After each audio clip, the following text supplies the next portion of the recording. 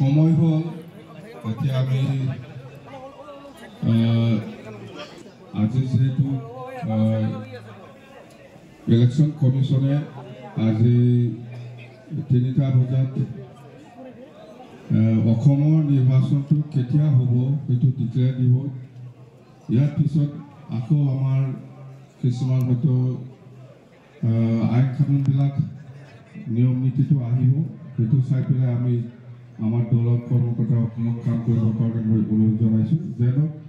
যেহেতু state committee একটা বনাবই লাগিব সমষ্টি ৱাইজত সেইটো আমি বনাম ইয়াৰ বাদেও হয়তো কিছু গাইডলাইন আৰু আহিব পাৰে সেইটো আমি গাইডলাইনটো চাই পেলাই ফ'ল' আপ কৰিম 3টা বজাত আজি ডিক্লেয়াৰ দিব অসমৰ বিপিএফ দল হিচাপে 5টা সমষ্টিত লোকসভা সমষ্টিত আমি খেলিম এইটো ফাইনেল হৈ গ'ল একটাটো হ'ল কোকৰাঝাৰ দৰং ওদালগুৰি ইয়াৰ পিছত তেজপুৰ গুৱাহাটী আৰু বৰপেটা 5টা সমষ্টি ফাইনেল তো আজি আমি ইয়াৰ ভিতৰতে 2টা সমষ্টিৰ কেণ্ডিডেটটো মই ডিক্লেয়াৰ দিব বিচাৰিছোঁ প্ৰথমত কোকৰাঝাৰ লোকসভা সমষ্টিৰ পৰা আমি বাছি লৈছোঁ আমাৰ আগৰে deputy chief Campa Borgohain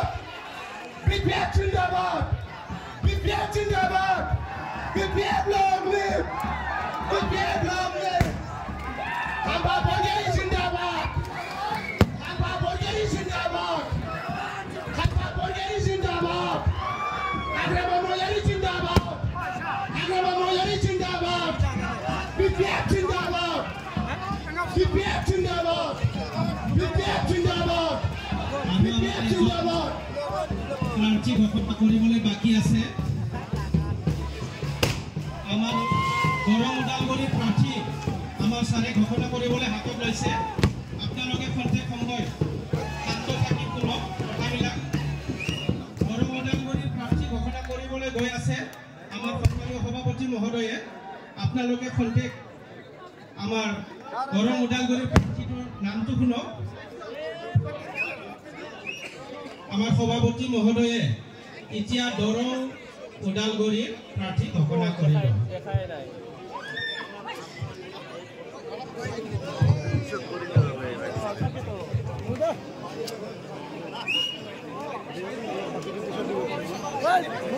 second লাগে ওই বুঝা ফেলা রাখ ওই বুঝা ওই বুঝা ইফালে ফটো ইফালে সুরজদা ইফালে টাকা দাও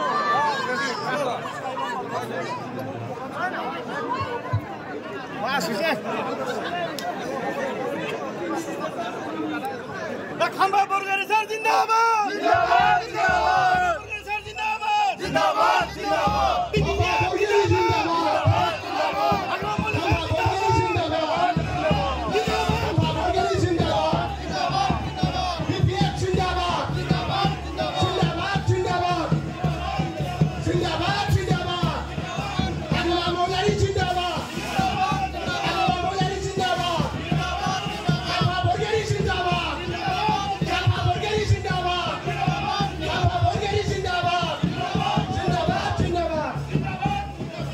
BPF